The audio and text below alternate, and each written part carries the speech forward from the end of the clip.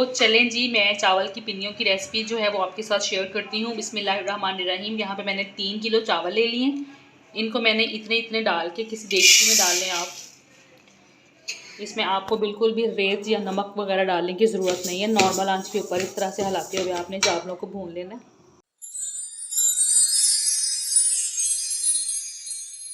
तो पिन्नियाँ बनाने का जो है वो सबका अपना अपना बिल्कुल मुख्तलिफ तरीका होता है। कुछ लोग चावलों को भून के बनाते हैं, कुछ लोग चावलों को भिगो के गुड़ करके उसे पिन्नियाँ बनाते हैं।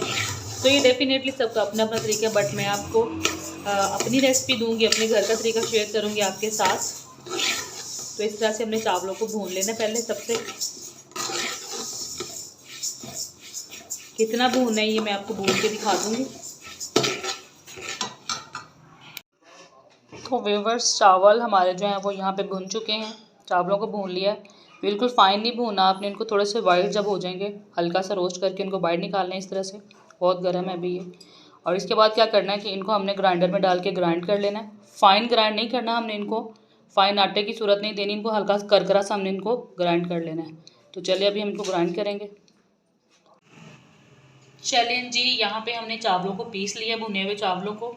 तो इस तरह का जो है ये करकरा सा हमने पीसा, बिल्कुल इसको फाइन पाउडर नहीं किया। अभी दूसरी तरफ तिल है मेरे पास 1 पाव। ये मिक्स है तिल, दोनों सफ़ेद भी हैं और काले भी हैं। तो इनको हमने क्या करना है कि इनको हमने हल्का सा रोस्ट कर लेना है चावलों की तरह, क्योंकि जब हम इनको रोस्ट करेंगे तो इनका टेस्ट जो है वो ज़्यादा एनहांस होगा और ज़्यादा अच्छा लगेगा। तिल का फ्लेवर भी चावल की पिन्नी के अंदर बहुत अच्छा लगता है। तो चले हम इनको भी भून लेते हैं। बिस्मिल्लाहिर्रहमानिर्रहीम। इस तरीके से हमने इनको भी भून लेना, नॉर्मल आंच के ऊपर मुसलसल चम्मच चलाते हुए, जब तक ये अच्छे से वाइट हो जाएंगे तब तक हम इनको रोस्ट कर लेंगे। यहाँ पे तिलों को भी हमने भून लिया है, भून के मैंने इनको बाहर निकाल दिया है। अब इनको हम साइड पे करेंगे। और ये है मेरे पास अलसी।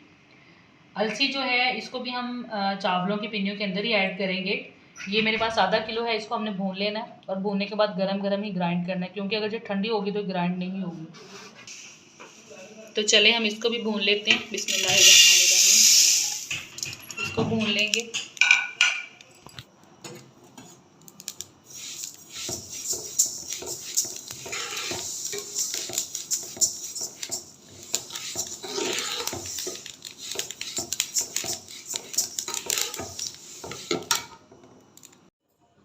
चलें जी, अब हम अपनी पिन्नियाँ बनाना शुरू करते हैं। इंग्रेडिएंट्स हमने सारे रेडी कर लिए हैं। यहाँ पे 3 किलो जो हमारा चावल काटा था इसको मैंने एक बड़े बर्तन में ट्रांसफ़र कर लिया है।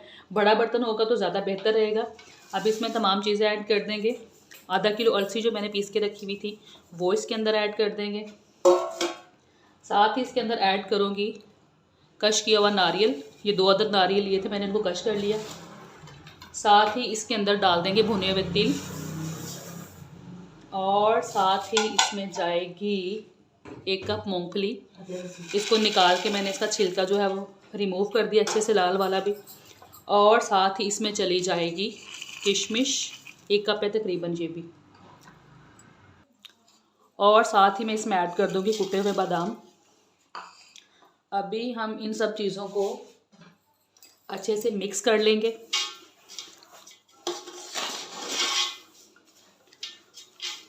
और इन सब चीज़ों को मिक्स करने के बाद हम चाशनी बनाएंगे अपनी।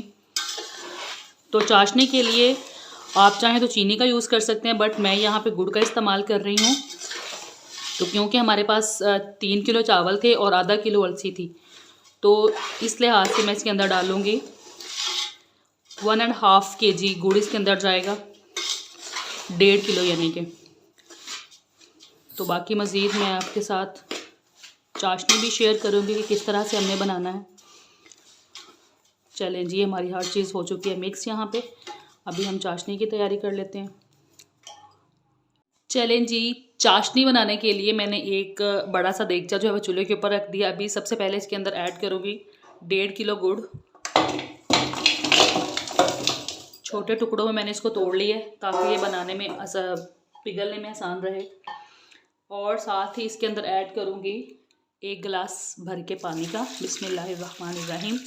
इसकी फ्लेम को हम ऑन कर देंगे। और इसके अंदर मुसलसल चम्मच चलाते हुए गुड़ को मेल्ट होने तक इसको पकाएंगे हम।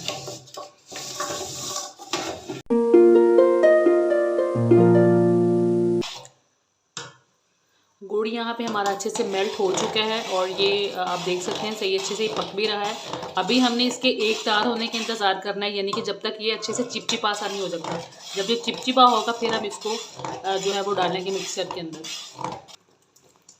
चलें जी, यहाँ पे चाशनी हमारी जो है वो चिपचिपी हो चुकी है, बिल्कुल ये तैयार है। और इस स्टेज पे आके हमने इसके अंदर ऐड कर देना है घी जो है वो आपकी अपनी चॉइस है, डालडा डालना चाहे डालडा डालें, वरना हम लोग यहाँ पे इस्तेमाल कर रहे हैं देसी घी।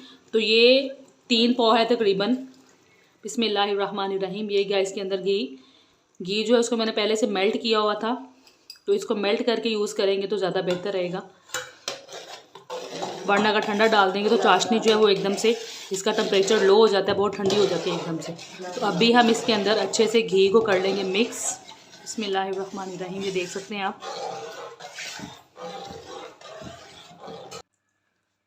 चलें जी, अब हम इस तैयार की हुई चाशनी को अपने मिक्सर के अंदर डाल देंगे।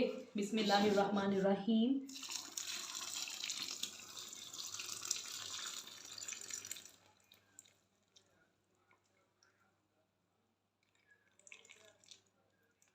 ये क्या हमारा पूरा चाशनी जो है मिक्स कर लिया। और अब हमने क्या करना है कि फ़ौरन इसको जो है वो अच्छे से मिक्स कर लेना है, क्योंकि जितना अच्छा और जितना जल्दी हम इसको मिक्स करेंगे पिन्नियाँ हमारी इंशाल्लाह उतनी ही अच्छी बनेगी। तो इस तरीके से हमने इसको जल्दी जो है वो ठंडा होने से पहले इसे अच्छे से मिक्स करना है। और इसको पिन्नी की शेप भी जो है वो भी गरम को दे लेनी, क्योंकि अगर जो ठंडा हो जाएगा तो इसका जो जोड़ है वो नहीं बनेगा और पिन्नी हमारी जो है वो नहीं बनेगी। तो अभी हम इसको कर लेते हैं अच्छे से मिक्स, ताकि शीरा जो है वो अच्छे से पूरे मिक्सर के साथ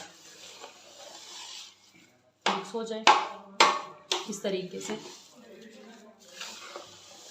ये सबसे अहम स्टेप है, एक तो मिक्सिंग का, इसकी मिक्सिंग बहुत अच्छी होनी चाहिए, और दूसरा जो है वो पिन्नी को बनाने का, क्योंकि जब हम इनको शेप देंगे तो ठंडे मिक्सर से हमारी पिन्नी बिल्कुल भी नहीं बनेगी। चलें जी,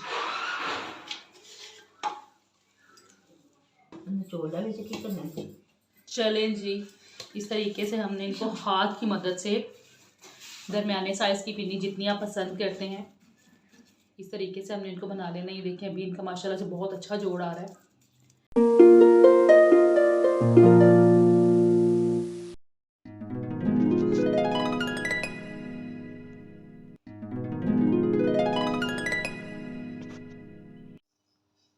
चलें जी, अल्हम्दुलिल्लाह हमारी पिन्नियाँ जो हैं वो यहाँ पे बनके हो चुकी हैं तैयार। हमने फटाफट से इनको ज़्यादा हाथों से बना के तैयार कर लिया था, और ये है इनकी फाइनल लुक। रेसिपी अच्छी लगी है तो चैनल को लाइक शेयर एंड सब्सक्राइब कर दें। अनमोल किचन से मुझे दीजिए इजाज़त। इसी तरह की देसी रेसिपीज़ देखने के लिए देखते रहिए अनमोल किचन। अल्लाह हाफिज़।